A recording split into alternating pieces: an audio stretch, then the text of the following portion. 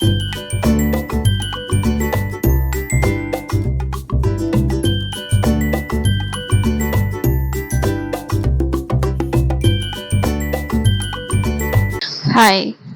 Good afternoon lovers.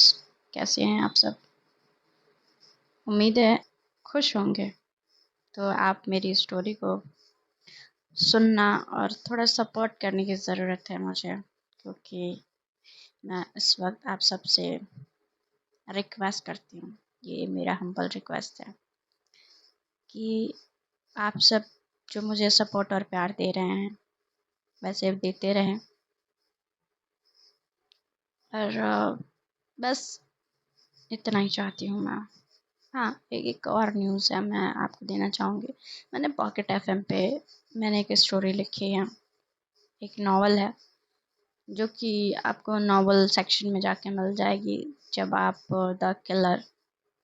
The serial killer search करेंगे तो, या आप ये भी कर सकते हैं कि मेरे इंस्टा पे जाके मैंने जो अपने अबाउट सेक्शन में मेरा इंस्टा आईडी मैंने अपना खुद का दिया हुआ, जिसमें स्टेटस में आपको मैंने अपना स्टेटस में जो स्टोरी होती है ना उस पर लगा के रखा हुआ है, और उस पर लिंक भी लगा के रखा हुआ। तो आप वहाँ पे जाए, विज़िट करें। जिनको नावल पढ़ने का शौक़ हो या स्टोरी पढ़ते हो वो एक बार स्टोरी को विज़िट करें, और उम्मीद है आपको ये स्टोरी पसंद आएगी। जो लोग पढ़ना पसंद करते हैं उनसे ये मुझे रिक्वेस्ट करनी थी, और अपना फीडबैक भी कमेंट बॉक्स में लिख सकते हैं।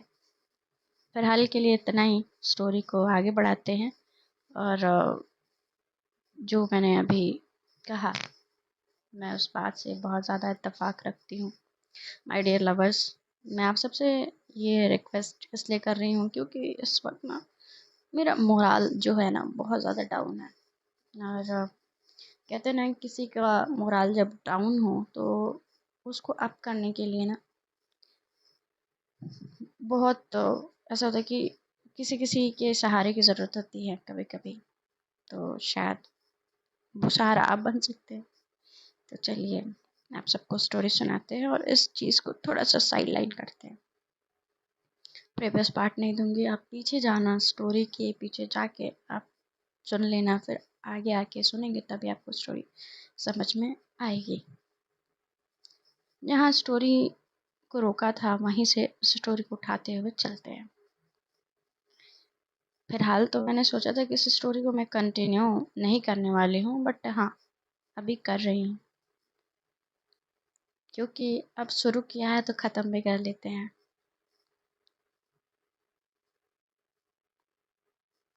सारी चीज़ें आप सब भी समझ रहे होंगे, जब इंसान कोई परेशान होता है ना तो पता नहीं क्यों वो कुछ समझा नहीं पाता है या समझ नहीं पाता है। तो चलिए आगे बढ़ते हैं इन सब बातों को साइड करते हुए।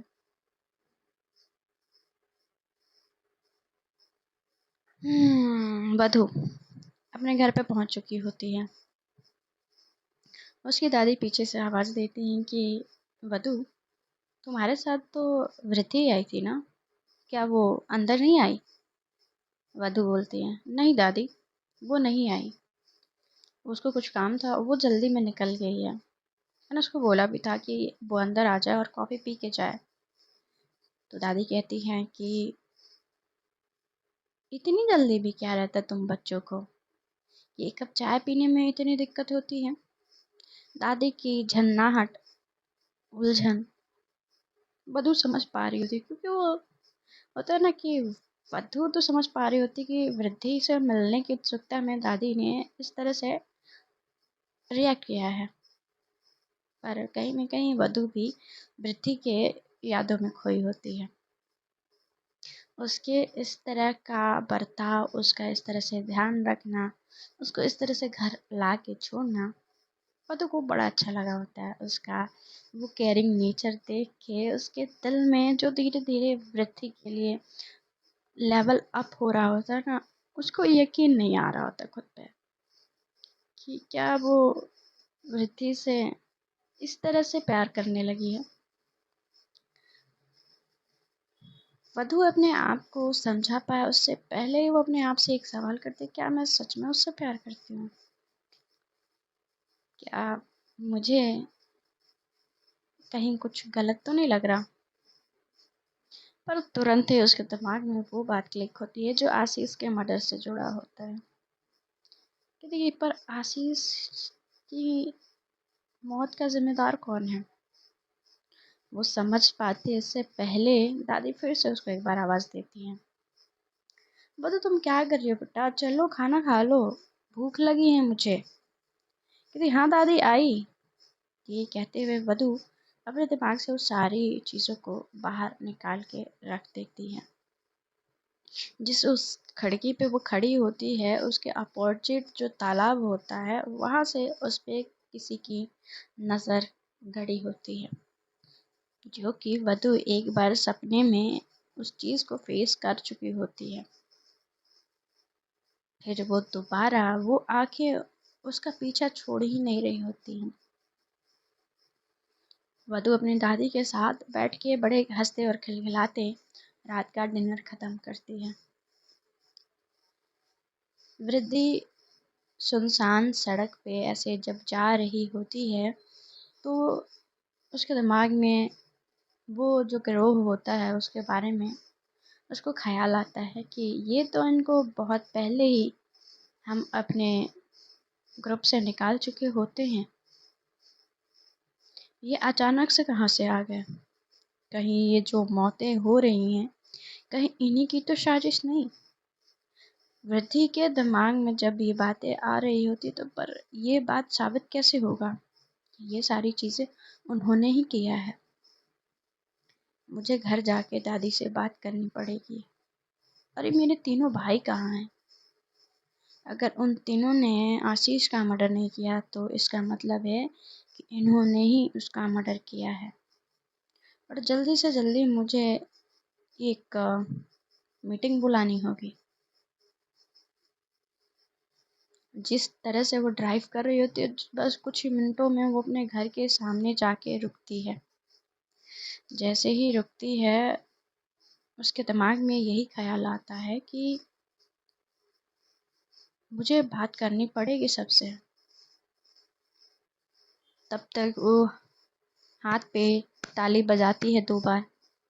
उसके पीछे एक आवाज़ आती है, कैसे याद किया आपने मुझे, हुक्म करिए रानी।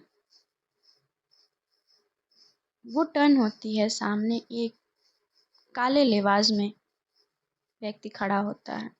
उसका चेहरा उसके मास्क से ढका होता है, उसने जो लबादा पहना होता है उससे उसके पूरा फेस कवर होता है।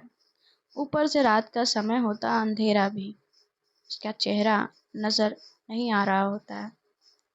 वृद्धि कहती है कि अभी के अभी सारे कबीले वालों को और सारे हमारे जुड़े हुए संबंधियों को अभी मेरे घर पे बुलाया जाए। मैं भेड़ियों की रानी वृद्धि, मैं सबको अभी मेरे घर पे उपस्थित होने का आदेश देती हूँ। अगर कोई ना आने की ज़रूरत करेगा तो अंजाम बहुत बुरा होगा। उसके चेहरे से गुस्सा साफ साफ दिख रहा होता है। इस समय पे एक ही गाना शूट कर रहा होता है, मैं नायक नहीं खलनायक हूँ मैं, ऐसा कुछ सीन।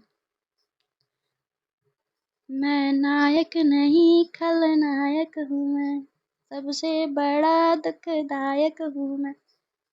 तो ये गाना फिनिश करते हुए आगे बढ़ते हैं स्टोरी की तरफ। कहानी के सीन को दूसरी तरफ शिफ्ट करते हैं। वृद्धि अपने घर में दाखिल होती है और दादी कहती है कि वृद्धि आ गई। तो कहती है हाँ दादी मैं आ गई। अभी वधु ठीक है। कहते कि हाँ वो ठीक है, मैंने उसको घर छोड़ दिया है। दादी, तो कहते कि हाँ बोलो।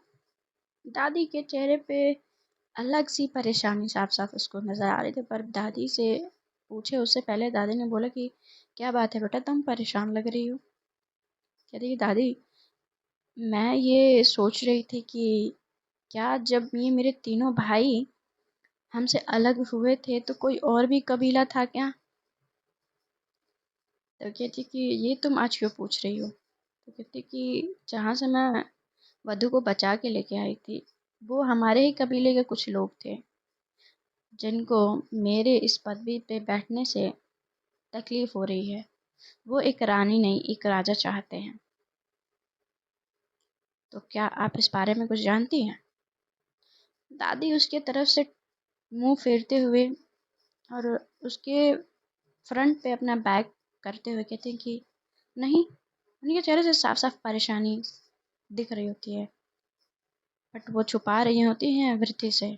और वृत्ति के सामने खड़े होकर वो बात करे तो शायद वृत्ति 2 मिनट में पकड़ ले कि वो झूठ बोल रही हैं, इसीलिए उन्होंने अपना फेस टर्न कर लिया होता है। वृत्ति कहती है कि ठीक है दादी, आप आराम करिए। मैंने आज सारे कबीले वालों को एक मीटिंग के लिए बुलाया है और आप भी आ सकती हैं उसमें। वृद्धि बस इतना ही कहती है।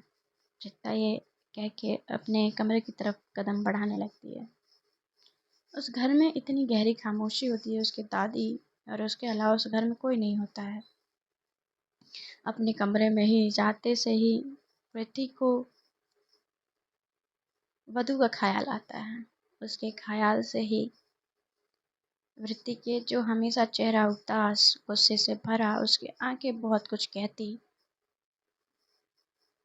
और उसके बारे में सोचते से ही उसके चेहरे पे एक प्यारी सी स्माइल उसके दिल को सुकून और उसके सांसों को राहत पहुंचा रही होती है उसकी सोच। वृत्ति सोचती है कि वधू को सोचने से मुझे इतना अच्छा क्यों लगता है, मेरे दिल को इतना सुकून क्यों आता है। उसमें ऐसी क्या बात है जो मैं उसके तरफ खींची चली जाती हूँ। जब उसको उस हालत में देखा था मैंने, तो मेरा दिल इस तरह से बेचैन क्यों हो उठा था। वो इस बातों को सोचते हुए वॉशरूम में जाती है। वो अपने कपड़े उतारती है। कपड़े उतार के शावर के नीचे अपने हाथों को वॉल पर टिका के शावर ऑन की होती है। शावर के जो पानी होती है, गरम गरम बूंदें उसके बदन पे पड़ रही होती है और वो आंखें बंद करके सिर्फ वधू के बारे में सोचे जा रही होती है। यूँ कह ले कि प्यार का नशा उनके ऊपर होने लगा होता है। धीरे धीरे वृद्धि शायद वधू की तरफ आकर्षित हो रही होती है। उसका आकर्षण ही था जो वधू के लिए इस तरह से उसके मन में फीलिंग्स जगा रहा था। उसके दिल को कहीं न कहीं सुकून के साथ साथ थोड़ा दर्द का भी एहसास करा रहा था। वधू अपने दादी के साथ तो होती ही होती है। वो ये सब सोच रही होती है कि क्यों ना मैं एक बार फ़ोन कर लूँ वृद्धि को।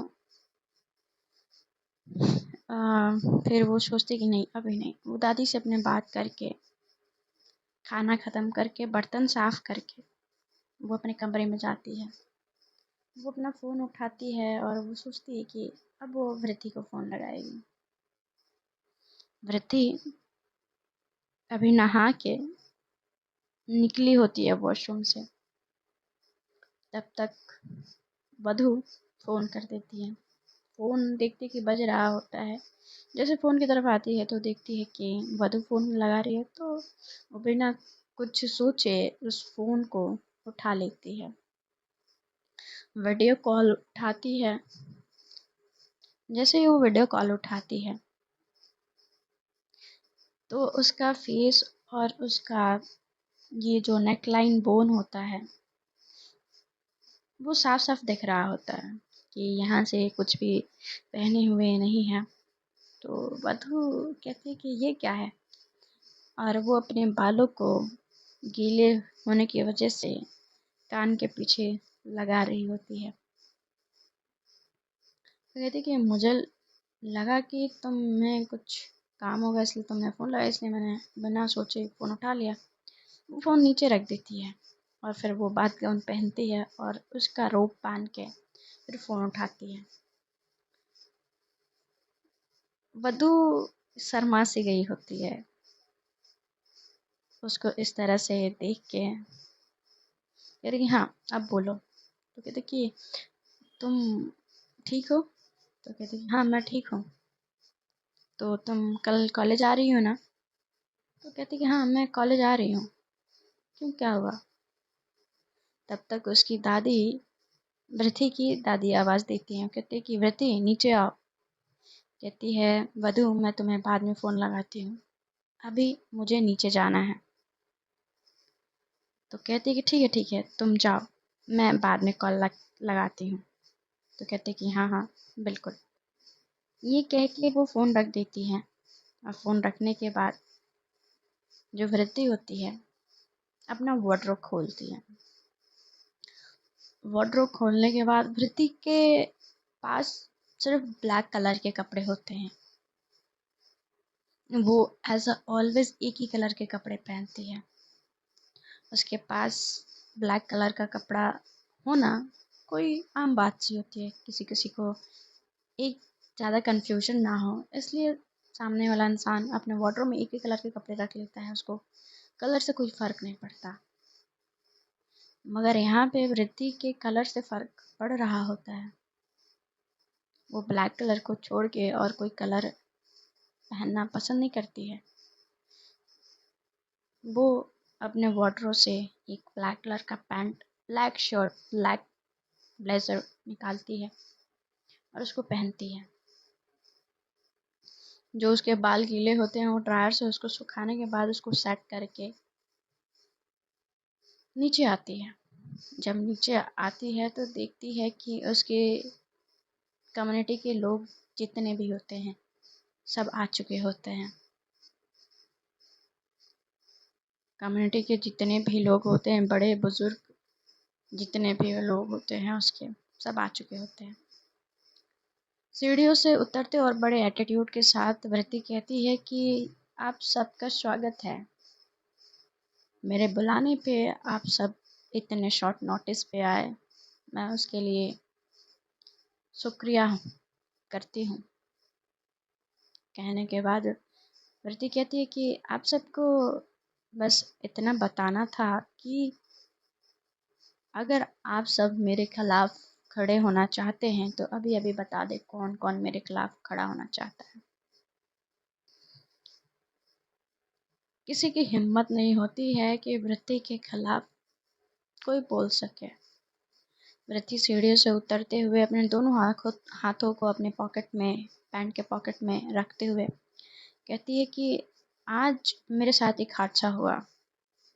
मैंने एक ऐसे कबीले को देखा जिस कबीले में रानी नहीं राजा की मांग की जा रही थी, और वो कोई और नहीं हमारे कबीले के कुछ लोग थे। और उसके वजह से जो मैंने नियम कायदे बनाए हैं उसको तोड़े जा रहे हैं। अभी कुछ दिन पहले ही एक आशीष नाम के व्यक्ति का मर्डर हो गया। हम सबको पता है कि हमारे समाज से ही, हमारे कोई कम्युनिटी से ही उसने यहाँ पे जो बैठे हैं ना, जितने लोग बैठे हैं, इनमें से ही किसी ने उसको मारा है। किसी को इंसानी खून की लत पड़ी है और इंसानी खून की जो महक जब सर पे चढ़ जाए तो गलत सही किसी को समझ नहीं आती है। पर मैं पृथ्वी ठाकुर, जो मैंने नियम कायदे बनाए हैं, अगर उसके खिलाफ कोई चाहता है तो मुझसे बुरा कोई हो नहीं सकता। तो मैं खुद से पता लगाऊं इससे पहले ये अच्छा होगा कि जिसने भी ये किया है वो मेरे सामने आके खड़ा हो जाए। जितने भी लोग उसके कम्युनिटी के होते हैं, कोई भी उस भीड़ में से कोई भी बोलने के लिए या उसके सामने खड़े होने के लिए तैयार नहीं होता है, क्योंकि सबको पता होता है वृत्ति की ताकत के बारे में। वृत्ति वो हस्ती होती है कि उसके आगे बहुत बड़े बड़े दुश्मन भी हामी भरने से डरते हैं। वहाँ पे सब लोग खड़े होकर उसकी सिर्फ बातें सुन रहे होते हैं। उसकी दादी सीढ़ी के साइड में खड़ी होकर उसकी बातें सुन रही होती हैं। वो चुप, उनके चेहरे पे एक अलग सी परेशानी दिख रही होती है। वृद्धि थोड़ी देर के बाद अपने शब्दों को विराम देते हुए उसकी बड़ी सी चेयर होती है उस पे जाके बैठती है और पैर को अपने पैर पे चढ़ा के रखती है। ऐसे लग रहा होता है कि कोई महारानी हो। सब लोग उसके सामने सर झुकाए खड़े होते हैं। वृद्धि ने कहा कि मैंने जो नियम बनाए थे, जो कायदे बनाए थे, उसका पालन होना चाहिए। किसी भी इंसान को कोई क्षति नहीं होनी चाहिए। हमारा उद्देश्य कुछ और है और हम अपने उद्देश्य से नहीं भटक सकते। अगर खिलाफत करनी है, मुझसे बगावत करनी है तो मेरे सामने आके करे। तो उस भीड़ में से एक आवाज आती है कि रानी, आपको तो हमारी पड़ी नहीं है। हमारे समाज में क्या हो रहा है, इंसान किस तरह से हमें तंग कर रहे हैं, आपको क्या पता। आप तो उन्हीं इंसानों के साथ घूमती हैं, पर हम इस आज़ादी के साथ नहीं घूम सकते। क्यों? आपको वो आज़ादी है और हमें क्यों नहीं? तब उसकी दादी कहती, किसने ये ज़रूरत की है वृद्धि के खिलाफ बोलने की, सामने आए। कुछ ही देर में वो व्यक्ति खुद से ही चल के सामने आता है, क्योंकि उसको पता होता है कि वो वृद्धि की सियासत में है और वो बच के नहीं जा सकता। सामने आके वो खड़ा होता है, कहता है कि बड़ी रानी, मुझे बस इतना पता है कि हमारे साथ नाइंसाफ़ी हो रही है। हमारे इस कबीले को कोई रानी नहीं, राजा चाहिए, और ये उस रानी के पदवी के इस कुर्सी के काबिल नहीं है। हम जब हमारे बीच राजा हुआ करते थे तो हम राजाओं के तरह ही जीते थे। हम आज एक ऐसे जीवन को जीने के मजबूर हैं जो हम चाहते ही नहीं हैं, और हम इन जिंदगियों से तंग आ चुके हैं। हमें भी पता है और आप सबको भी पता है भाइयों कि हम इस जिंदगी से मुक्ति नहीं पा सकते हैं। पर हमारी रानी बड़े आराम से इंसानों के बीच घूम रही हैं। क्या आप सबको नहीं लगता कि हमें हमारे साथ ये नाइंसाफ़ी हो रही है? जो व्यक्ति काले कपड़े से उसका चेहरा ढका हुआ होता है और वो लाबादा जो पहना होता है, उससे कुछ नज़र नहीं आता है, कुछ वो देख नहीं पा रहा होता है। कहती है कि ठीक है, तुम्हारी बात सही है, और बड़े अकड़ से उस अपने पैर को हटाते हुए उस चेयर से खड़ी होती है वृद्धि, और थोड़े ही देर में उसका रूप रंग बदलने लगा होता है। थोड़े देर में उसका गुस्सा इतना ज़्यादा बढ़ जाता है और वो अपने मुट्ठी को भींचते हुए एक बहुत ज़ोर से आवाज़, कह लें कि जो घर्षण करती है, उसके वजह से उसके शरीर का आकार तो इंसानों का ही रहता है, पर चेहरा बदल चुका होता है, पूरी तरह से ही बदल चुका होता है। उसका चेहरा एक बहुत ही भयानक जानवर सा बन चुका होता है। शरीर इंसान का और चेहरा जानवर का। इस दो मेल को देखते हुए सारे कम्युनिटी के जो लोग होते हैं वृत्ति के, सब डर जाते हैं। इनफैक्ट जो उसके खिलाफ आवाज़ खड़ा किया होता वो भी धीरे धीरे चलते हुए आती है, कहती है कि तुम्हारी ज़रूरत कैसे हुई मेरे खिलाफ आवाज़ उठाने की। और वो अपने हाथों को उठाती है और उसके जो नाखून होते हैं बहुत ही लंबे और खूंखार तरीके से बढ़ चुके होते हैं। जब उसके गले से पकड़ के वो ऊपर की तरफ उसको उठाती है, तुमने बगावत साबित की है, और जो वृद्धि के राज में बगावत साबित करते हैं उनकी सिर्फ मौत होती है हिस्से में। माना कि तुम्हें मैं मार नहीं सकती, मगर तुम्हारी जीने की हर वो स्रोत छीन सकती हूँ मैं। इस जंगल की रानी हूँ, ये मायावन जंगल मेरा है। इसका कोई राजा नहीं, सिर्फ रानी होगी। और उसको जोर से फेंकती है, वो जाके उसकी जो दीवार होती है उस पर टकराता है और धड़ से नीचे आ जाता है। इस तरह से रानी का भय देख के सब डर से जाते हैं।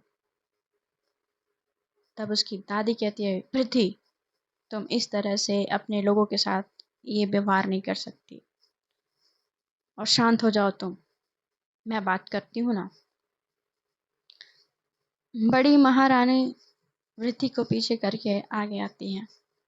कहती हैं कि जिसको भी पृथ्वी रानी के पदवी पे नहीं चाहिए, वो अपना हाथ ऊपर उठाए। मैं वादा करती हूँ कि वृद्धि उनको कुछ नहीं करेगी। उसमें से जितने भी कमेंट के लोग होते हैं, 4 लोग हाथ उठाते हैं, और उस जिसको उसने इतने बेरहमी से ज़ोर से फेंका होता है वृद्धि ने, उसके बाद 4 लोगों ने हाथ उठाया होता है। वो 5 लोग होते हैं। जब वृद्धि देखती है कि उसके लोग ही उसके खिलाफ खड़े हैं, कहती कि ठीक है, मैं मंजूर है मुझे, मगर एक शर्त है मेरी। शर्त, सब बातें करने लगते हैं कि रानी क्यों अपनी पदवी छोड़ रहे हैं। कुछ लोग कहते हैं कि अच्छा है रानी पदवी छोड़ दे तो, क्योंकि इनके बस की नहीं है। और हमेशा से पहले तो राजा ही रहते आए थे, मगर हमारे बुजुर्गों ने तो कुछ तो सोच के ही रानी चुनी होगी ना। और वैसे भी हमारी रानी हमारा बहुत ध्यान रखती है, और हमारे लिए जो कायदे और कानून बनाए हैं वो सही भी हैं। पहले जिस तरह से हमारा संहार हुआ था, उसके बजाय तो हम अभी जिंदा हैं और जी रहे हैं। ऐसी बातें उसके जो कम्युनिटी के लोग होते हैं बातें कर रहे होते हैं, वो इतनी बातें कर रहे होते हैं कि उनकी धीरे धीरे बात करना भी वृद्धि को बहुत साफ साफ सुनाई दे रहा होता है। वृद्धि के अंदर कितनी पावर है, कितनी एनर्जी है, किसी को कोई अंदाजा नहीं होता है। तो जो उनके अपोजिट में जो 5 लोग होते हैं, जिसको वृद्धि ने उठा के फेंका होता है, वो उठ के उनके साथ मिलके दोनों पांचों अलग खड़े होते हैं, बाकी उसकी कम्युनिटी के लिए अलग खड़े होते हैं। कहते हैं कि तुम पांचों जिसको चुनना चाहते हो चुन लो, और अगली पूर्णिमा को वो व्यक्ति मेरे साथ मेरे अखाड़े में मेरे साथ लड़ेगा। अगर वो जीतता है तो मैं ये रानी की पदवी छोड़ दूंगी, अगर हारता है तो तुम पांचों को मेरी गुलामी मंजूर करनी पड़ेगी। इस बात के लिए थोड़ी देर के लिए पांचों वो अपने एक दूसरे का चेहरा देखते हैं और फिर हामी में सर हिला देते हैं। पृथ्वी वहां से चली जाती है और दादी कहती हैं कि अभी के लिए इतना ही, सब अपने अपने घर जा सकते हैं। दादी ने इस तरह से वृत्ति को गुस्सा करते हुए पहले नहीं देखा होता, इस तरह से आपा खोते हुए पहले नहीं देखा होता है, क्योंकि वृत्ति के मन में एक अब डर बैठ गया होता है कि कहीं जो सदियों पहले उनका संहार करना स्टार्ट हुआ था कहीं फिर से ना हो जाए, और कहीं उनके कबीले का नामो निशान ना मिट जाए। वृत्ति इंसानों से नहीं डर रही थी, मगर उसके कबीले वाले और उसकी जो लोग होते हैं उनका मौत होते हुए वो देखना नहीं चाहती। इसीलिए उसने कुछ कायदे बनाए होते हैं, कुछ नियम बनाए होते हैं। वो बहुत परेशान होके जब वहाँ से गई होती है, तो बस ये सोचते हुए वो जंगल के अंदर, मायावन जंगल के अंदर जा रही होती है कि मेरे ही लोग आज मेरे ही खिलाफ खड़े हैं। आज मैं उनको रानी नहीं चाहिए। 300 सालों से तो उनको कोई प्रॉब्लम नहीं हुई, मगर आज अचानक से इनको क्यों प्रॉब्लम हो रही है। धीरे धीरे जंगल के अंदर वो बढ़ रही होती है, उसको एहसास होता है कि कोई उसके पीछे पीछे आ रहा है, क्योंकि उसके पास जो शक्ति और जो क्षमता होती है वो बहुत दूर की भी चीज़ों को बड़े आसानी से भाप लेती है, और उसके बढ़ते हुए कदम कहीं ना कहीं उसको एहसास करा रहे होते हैं कि उसके पीछे कोई चल रहा है।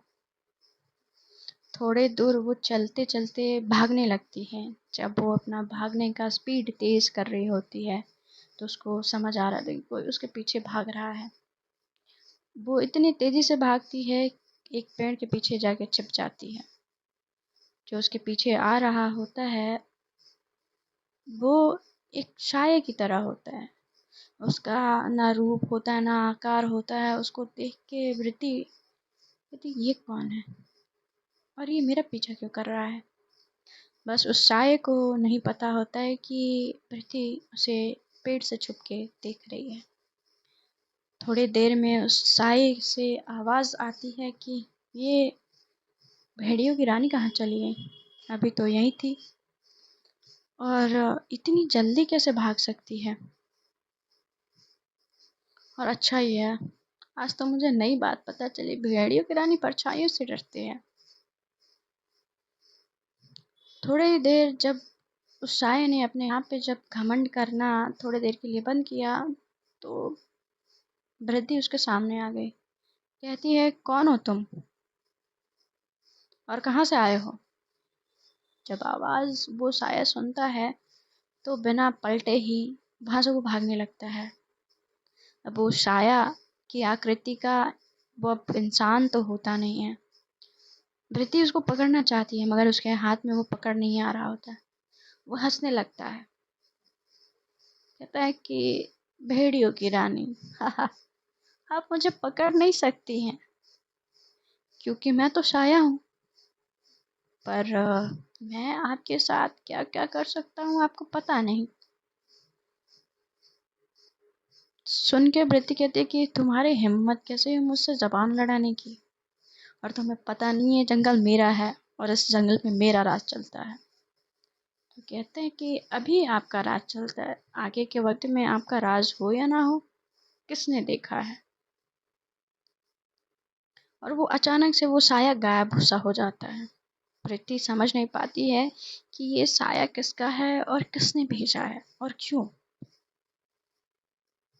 थोड़े ही देर में वो चलते चलते नदी, वो जंगल के अंदर जाके एक नदी झरना बह रहा हो तो उसके सामने बैठ जाती है। और जब भी पृथ्वी उदास होती उस झरने के पास जाके अपने दिल में चल रहे हर उस जज्बात को बयां करते हुए कहती, झरना कितना अच्छा होता कि मैं तुम्हारी तरह होती, काश मैं उस दिन इस जंगल में ना आई होती। और वो अपने बीते हुए जिंदगी में झांकने लगती है, बीते हुए जिंदगी के कुछ पल याद करने लगती है। याद करते हुए फिर उसका ख्याल अचानक से बदल जाता है। उस ख्याल में वधु का चेहरा नजर आने लगता है। वधु का चेहरा नजर आता है, वैसे ही वो सोचती है कि क्यों ना मैं एक बार वधु से मिल के आऊं। वहां से वो धीरे धीरे चल रही होती है पर फिर भी उसकी रफ्तार बहुत तेज होती है। देखते ही देखते 10 से 15 मिनट में वो वधु के घर के सामने खड़ी हो जाती है और उसके कमरे की खिड़की पे एकटक देखने लगती है। जब वधु को उस खिड़की से देखने के लिए अपनी नज़रों को टिकाए रखती है तो सोच रही है कि काश वधु खिड़की पे आए और मुझे बस एक बार नज़र आ जाए, मैं उसको देख के चली जाऊं। मेरा ये दिल इतना बेचैन क्यों है, इतना बेकरार क्यों है।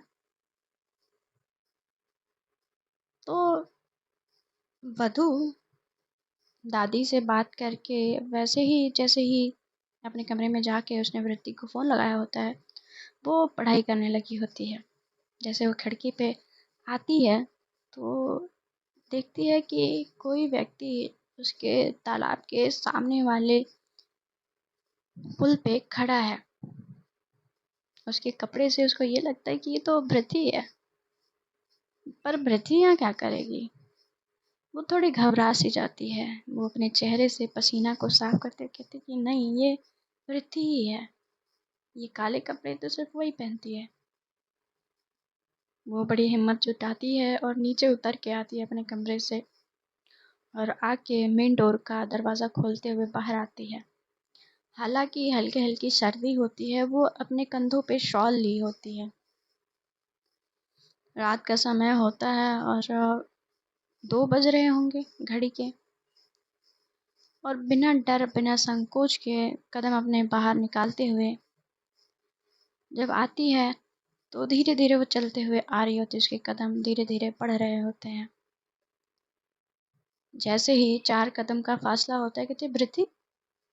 वृद्धि तालाब की तरफ जो एकटक होकर देख रही होती है, अब वो टर्न होती है, देखती है कि उसके पीछे वधु है। कहती है वधु, सोई नहीं? तो कहती है कि मैं अभी तो नहीं सोई, मैं तो पढ़ रही थी। पर तुम इस वक्त रात के 2 बजे यहाँ क्या कर रही हो? कहती कि वो एक्चुअली मैं यहाँ पे अ, मैं यहाँ पे तुमसे मिलने आई थी। तो कहती कि इतनी रात को? कहती हाँ, इतनी रात को। अ, मैं मुझे नींद नहीं आ रही थी, तो मैंने सोचा कि मैं तुमसे मिल के आती हूँ। फिर जब यहाँ पे आई तो घड़ी देखा था, जब देखा था तो काफ़ी लेट हो चुका था, तो बस इसीलिए मैंने दरवाज़ा नहीं खटखटाया और यहीं पे खड़ी हो गई। वधु इस बात से खुश होती है कि शायद उसको भी उसकी याद आ रही थी, और वो समझ ही पाती तब तक वधु को आके वृत्ति बहुत कस के टाइट हग कर लेती है। इस तरह से अपने बाहों में उसको कसी होती है, जिससे उन दोनों के बीच 1 इंच का भी फासला ना हो। इस तरह से वधु को अपने बाहों में भर के वृत्ति को सुकून महसूस हो रहा होता है।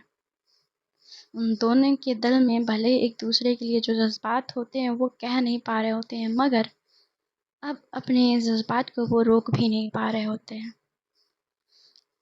वधु एक सिंपल सी लड़की होती है। अगर उसकी ज़िंदगी में जो कमियां होती हैं और जो उम्मीद होती है, वो वृद्धि ने ही पूरा किया होता है। दादी के प्यार ने भले उसको बड़ा किया होता है, मगर एक सेफ और सिक्योर फील कराना, वो वृत्ति से ही उसको ये फीलिंग आई होती है। वृत्ति जब उसको इतना टाइटली हग की होती है, तो उसके हाथ नीचे होते हैं, वो भी धीरे धीरे उठने लगे होते हैं। वो भी वृत्ति के बैक पे हाथ को सहलाते हुए कहती है, क्या हुआ वृत्ति, तुम ठीक हो? थोड़ी देर के बाद उसको समझ आता है कि उसने वधु को इस तरह से टाइटली हग किया, तो वो उसको छोड़ के फिर अलग हो जाती है। कहती है कि हाँ ठीक है। कहते हैं ना कि इस सिचुएशन पे एक लाइन मैं बोलना चाहूँगी कि मोहब्बत वो खेल है जो जज्बात में खेले जाते हैं। मोहब्बत तो वो खेल है जो जज्बात में खेले जाते हैं, जब दिल आपको मजबूर करें, मोहब्बत का इकरार करें, तभी पैमाने बेवफा हो जाते हैं। तो वधु कहती है कि वृत्ति, तो कहती है हाँ, मुझे तुमसे कुछ कहना था। वो दोनों 4 कदम साथ चल के वो तालाब की तरफ देखने लगते हैं और कहती है कि हाँ बोलो ना वधु, मुझे पता नहीं तुम इस बात को कैसे लोगी। तो कहती है कि हाँ बोलो। कहती कि मैं भी तुम्हें बहुत ज़्यादा मिस कर रही थी। जब वो बोलती है तो वधु की तरफ वृद्धि उसको देखती है। वृद्धि देखती है, देखते देखते उन दोनों के आँखों में एक दूसरे के लिए प्यार उन दोनों को ही समझ में आ जाता है। वो एहसास, वो खिंचाव, वो कनेक्शन उनके दिल में एक दूसरे के लिए तड़प साफ साफ समझ आ रही होती है दोनों को, मगर पहल कौन करे, इस बात में बस देरी हो रही होती है। प्रीति कहती है कि मुझे भी तुम्हारी याद आ रही थी, और एक स्माइल करके वो फिर तालाब की तरफ देखने लगती है।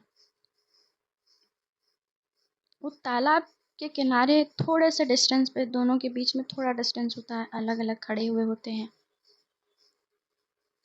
वधु थोड़ा सा उसके करीब आती है और उसके शोल्डर से वधु का शोल्डर टच होता है। जैसे ही टच होता है, वृत्ति उसकी तरफ देखती है और एक मैजिकल सा मोमेंट क्रिएट होता है।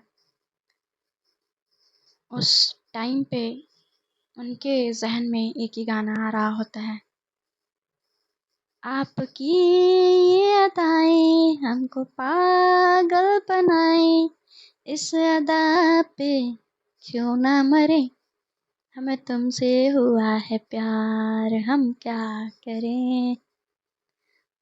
ये दोनों एक दूसरे की आंखों में ऐसे खोते हैं और कब धीरे धीरे वो इतना करीब आ चुके होते हैं कि उनकी दूरी भी उनको दूर नहीं रख पा रही होती है।